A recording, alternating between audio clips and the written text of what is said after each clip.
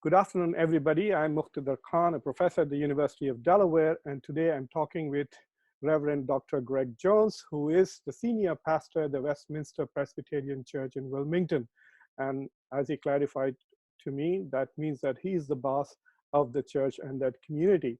I have known Reverend Greg Jones for several years now, and I consider him as one of the most important spiritual voices in the state of Delaware. In fact, he is not just the leader to his community and his church, but he's also a spiritual leader to the entire state of Delaware. So welcome to this conversation, Greg. Thank you very much, Muqtadar. Great to be with you. I want to dive straight away into this conversation about the relationship between religion, spirituality, and the condition that we are going through, a global pandemic.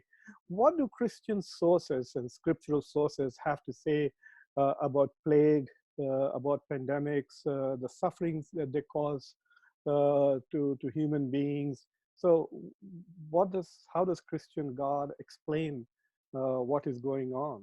Right.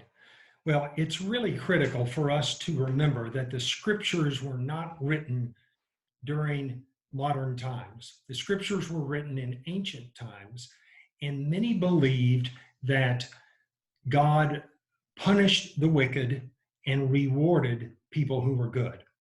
Many of the books of the Bible are written from that perspective, and they try to present that idea that God will punish the wicked, reward the good. Now, that is a nice way of thinking about the world. It makes it nice and orderly.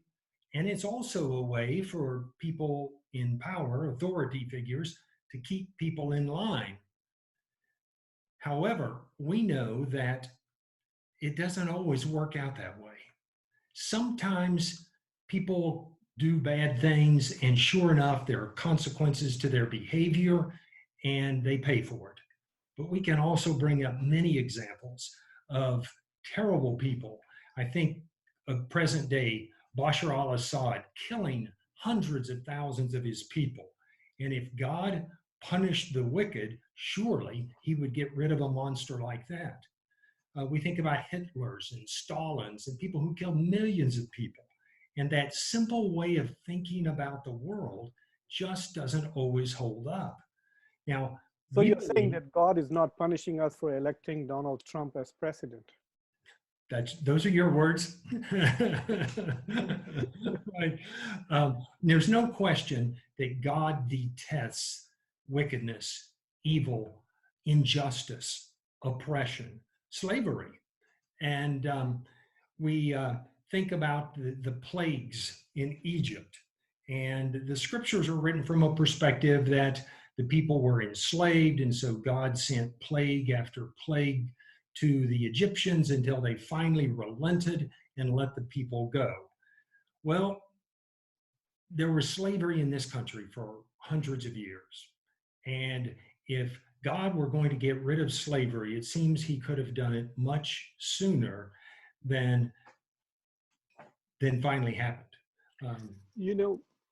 From a Muslim perspective, my understanding of the plagues that God sends is there has to be a prophet there to confirm that this plague was sent by God for this particular perspective. Mm-hmm. So Moses could say that this plague came because of this particular crime. And then Noah could later on say, okay, God is going to drown the earth because you do not recognize the sovereignty of God or do not worship God. Right. But this day and age, at least from a Muslim perspective, who believe that Prophet Muhammad was the last prophet, we do not have an authoritative voice which can confirm and share God's intentionality. So in that sense, I think it is, don't you think it's dangerous to attribute divine purpose to calamities and plagues and diseases like this? Oh, absolutely. You're putting yourself into the position where you know the mind of God, and you're saying, this is why this happened. Surely every time it's an interpretation on our part. One of the things that I noticed, especially during the coronavirus crisis, that a part of the responsibility for the spreading of the infection has been these global movement of religious organizations. And across the world, whether it is Hindus, Muslims, Christians, or even other faiths, religious people have become an additional problem to the world. Rather than being a backbone and an asset to the community in its moment of uh, trial and tribulations, instead of the world turning to religious people and saying, please help us, we are now telling them, please don't do further harm by these congregations that people are insisting on having, whether it is Tablighi Jamaat in India or some pastors in the South. So why is religion becoming a problem, especially in these moments of crisis, Pastor? Right. Well, I think that the great majority of Christian congregations in this country have told their people, shelter in place. This is the safest thing you can do. Many of us are now recording our services and having them online so that people can watch our Sunday services. Ours was on early this morning. It's actually recorded so people can go on anytime. And we have a rule at the church: no meetings, nobody can gather there, because this is not good for our health. There are always exceptions. There are always some people who think they know better than the scientists, better than the medical community. And so they'll say, oh no, we'll get together and worship, God will protect us. And we've already had a very sad situation where early on in this pandemic, a congregation, a choir actually out in Game Rivers, California or Oregon, decided, well, they'd get together and they'd keep some distance between themselves and they'd be fine. And a number of the people in the choir ended up with the virus. The last I saw, at least 2 people had died. And it's simply ignorance, in my opinion. Can you share with us what your church is doing and what your community is doing to play a positive role in the state at the moment? Right. The first thing that I have communicated to our people is the first way we can help is by sheltering in place, not getting in groups, because that's how this disease spreads. And then we have started to reach out into the community to provide help. Several of the feeding places for the homeless here in Wilmington actually had to close, but one of them that has remained open, the Emmanuel Dining Room, our members have been making peanut butter and jelly sandwiches at home, putting them in individual bags, cleaning them, then delivering them. And then what happens is we have someone sitting in our church parking lot with their trunk open, and someone who's made a lot of peanut butter and jelly sandwiches comes and deposits them in the trunk. And we give them an hour for different cars to come in. We tell people to keep distance from each other. We wear masks and gloves. And last Sunday, we provided 400 peanut butter and jelly sandwiches to Emmanuel Dining Room. This week, in addition to the Sunday drop-off, we've picked up other days of the week. We've also picked up other supplies that were needed at some of the Friendship House homes, transitional homes, coffee and sugar and plasticware and a few things like that. Again, we take all the precautious steps that are necessary to make sure these items are clean, and then we give them to one person who then goes to the facility that needs them. They open the trunk, someone comes out and takes those items. We also are providing spiritual resources for our people. In addition to the Sunday morning service, we're also providing a Wednesday evening prayer service. This week is Holy Week for Christians, and we'll have a Maundy Thursday service, as well as the Palm Sunday and Easter Sunday services. I'm sending out now a message every Tuesday. I've not done this before, but since the pandemic broke, I'm sending out a message every Tuesday, letting people know what's going on in the congregation, reminding them of the importance of sheltering in place, and trying to be an inspiring word for people during this time, because there's so many people who are anxious and so many people who are afraid. And it's really important at this time that we remember that God is with us through this, whatever may come. And so I try to provide spiritual resources, including written prayers for people to pray themselves at home. So we've tried to approach this in a number of different ways. And we've also got some groups that are doing Zoom meetings. We put out an appeal. We have one very large women's group right now. More than 30 women get together one day a week and just share with one another what they're thinking about. We also have all of our deacons calling every single person in our congregation. That's 900 people. And so we're touching base with people once a week to make sure that they know they've not been cut off, and to make sure to let us know if there's some way we can help them. Wow, we should make you the federal czar. I mean, you should be running the country as well. What are you hearing from your congregations? What are their fears? I mean, besides the fear of accidentally getting infected and suffering from coronavirus, what are their other fears from a spiritual perspective? Are people beginning to reflect on their lives a little bit more? Especially older people, are they looking back and talking about, I wish I had lived differently? Are you hearing these kind of thoughts? I've not heard too much of that so far, but in a situation like this, when many people have much more time on their hands than before because they're not traveling, people do reflect a lot. They start thinking about what their life means. And in one of my messages that I sent out to the congregation, I reminded them that no matter what age you are, you can do something in this situation to help others. And when you reach out and help others by making a phone call or whatever, then when you do that, you are also bringing more meaning into your own life. You spread joy, and that joy echoes back, and you have that joy in your life as well. Sort of in preparation for our conversation, I Googled plagues and Christianity, and I found that Christianity seems to have a very long relationship with plagues over 2,000 years. I mean, besides the references to the plagues that hit the Egyptian community at the time of Moses, it seems that Christianity has spread very quickly in Europe as a result of plagues, because Christians went out there and provided services and help to those communities, especially in the Roman Empire. It's apparently one of the plagues nearly wiped out half the Roman Empire. And it was during those periods that Christians provided service. And I read this very interesting discussion by a Lutheran who was saying that Martin Luther argued that a Christian must die at the post rather than run away from plagues. And so, in fact, his own daughter apparently died after getting infected by a plague.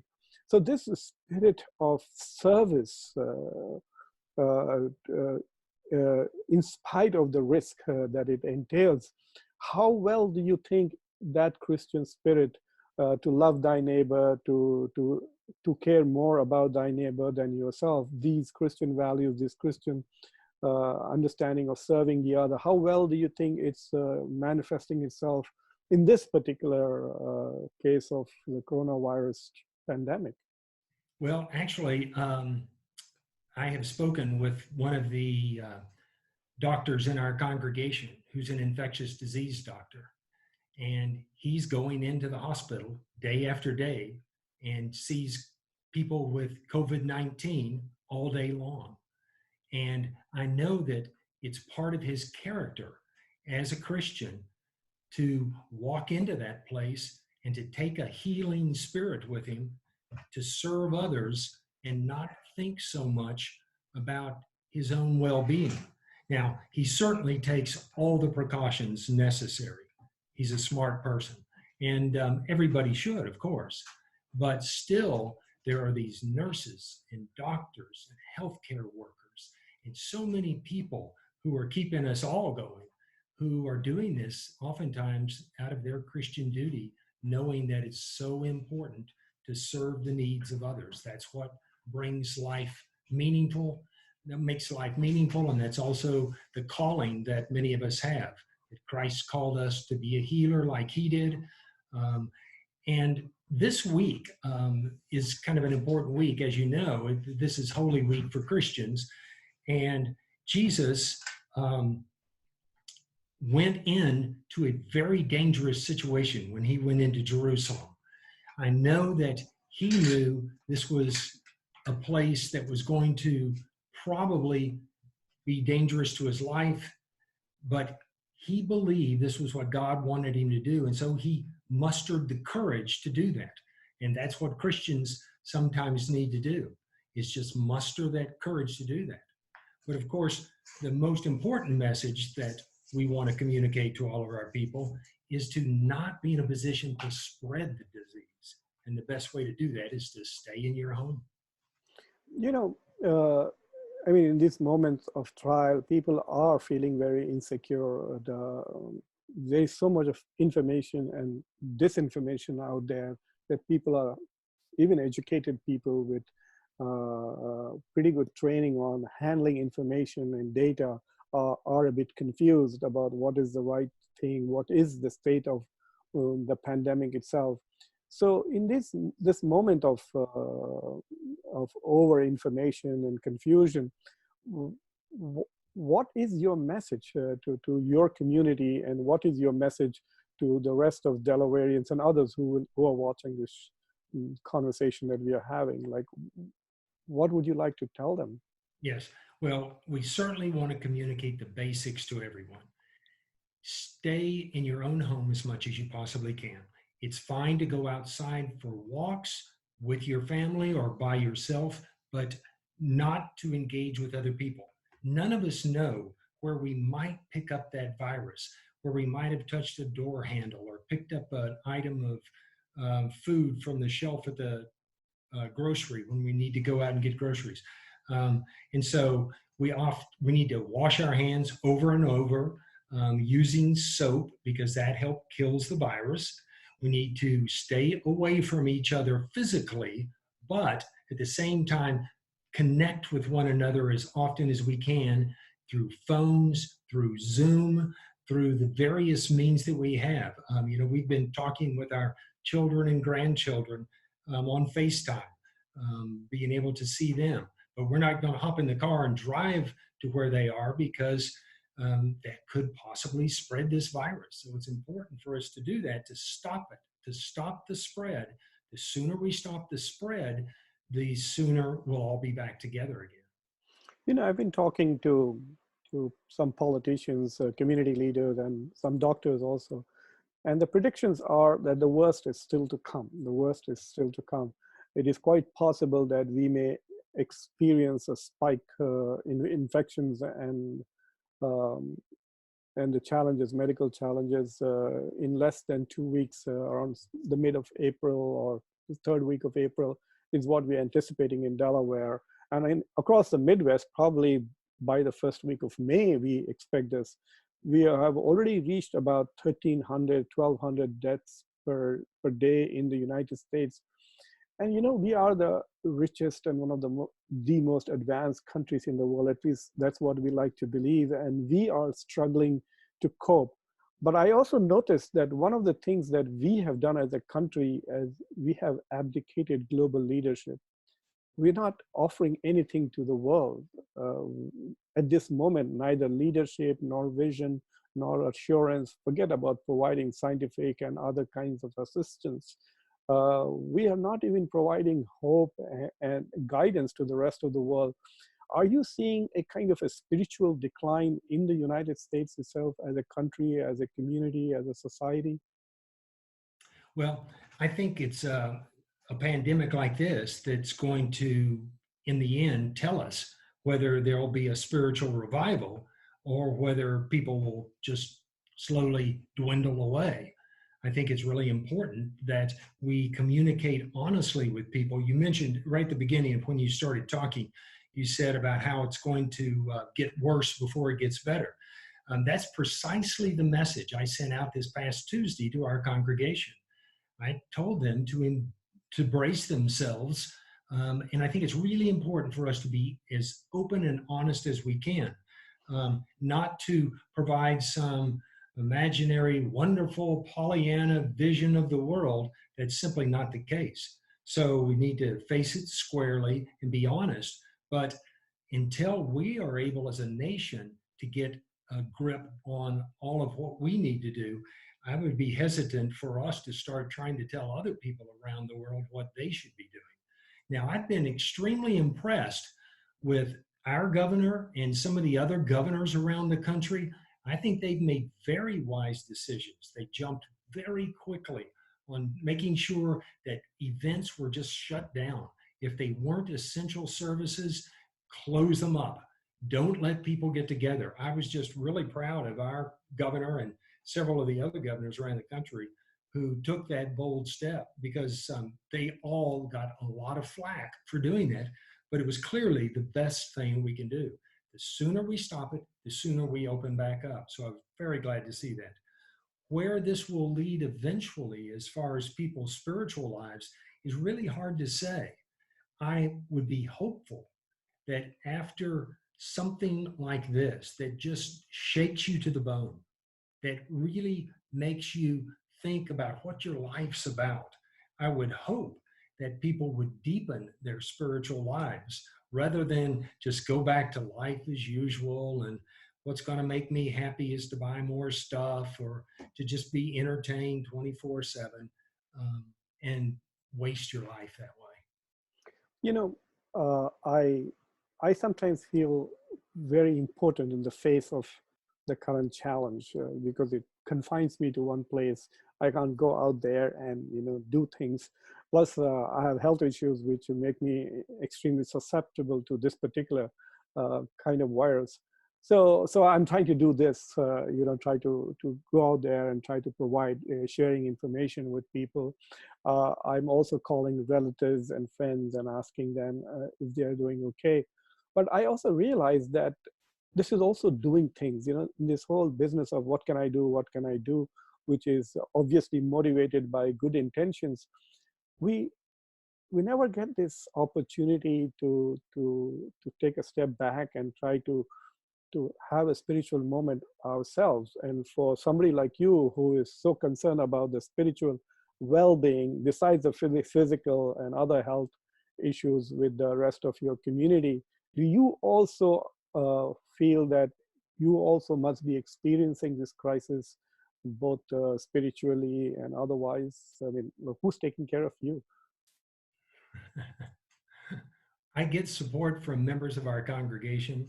Of course, my number one supporter is my wife. You know Camilla. Yeah, I know Camilla. She's my best supporter. But family members and members of the congregation who email me or sometimes call me and say the message you gave in the Sunday service that you recorded really lifted my spirits. I mean, that is just, inspires me a great deal when people say that something I have shared either in my weekly message or in my Sunday sermon has touched them in some way. That's the kind of spiritual lift that really keeps me going in many ways.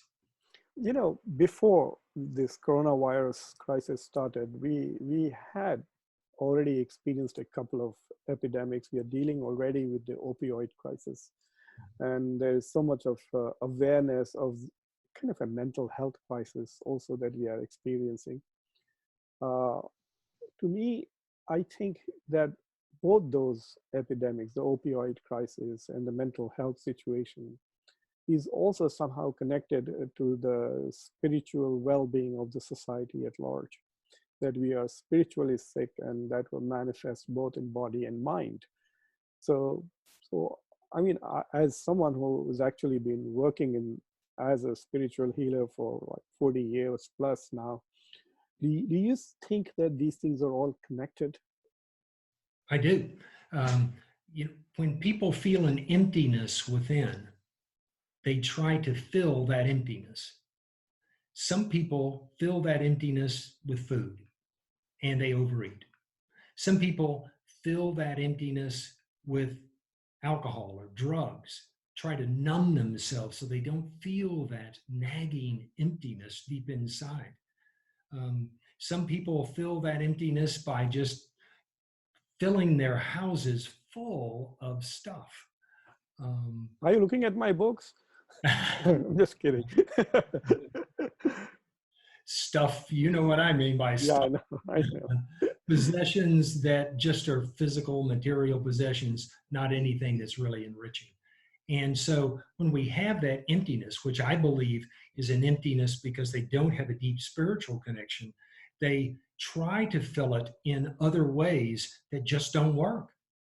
And sometimes the person has a shock in their life, perhaps a serious accident or a loved one dies, and sometimes that jars them enough that they then find that there's another way to fill that emptiness within, and that's to build a deeper relationship with God and some sort of community of faith.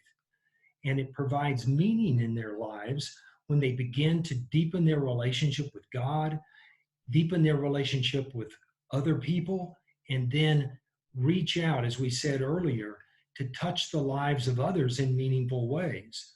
All the spiritual leaders of the different religions say that if you're going to enrich your soul, you do that by caring for other people. You're a compassionate person. You care about injustice, and so you get passionate about people who are oppressing others. And you not only end up giving your life a lot of guidance and purpose, but you deepen that meaning within. You know, it has been a joy and spiritually uplifting talking to you, Greg. And I think that your community, your church is fortunate to have you, and also our community here in Delaware who has consistently benefited from your guidance. I pray that God keeps us all safe and gives us all good health, and we come out of it safe, not just safe, but also spiritually and in otherwise healthier and wiser. So thank you very much for talking to me. I know this is Palm Sunday, and yet you managed to take some time out to speak with me. I'm extremely grateful. And I hope that my listeners and those students and community members who will see this conversation also will be grateful to your wisdom. Thank you very much. Muktadar, it always enriches my life whenever we have a conversation. Be safe. Don't get out there.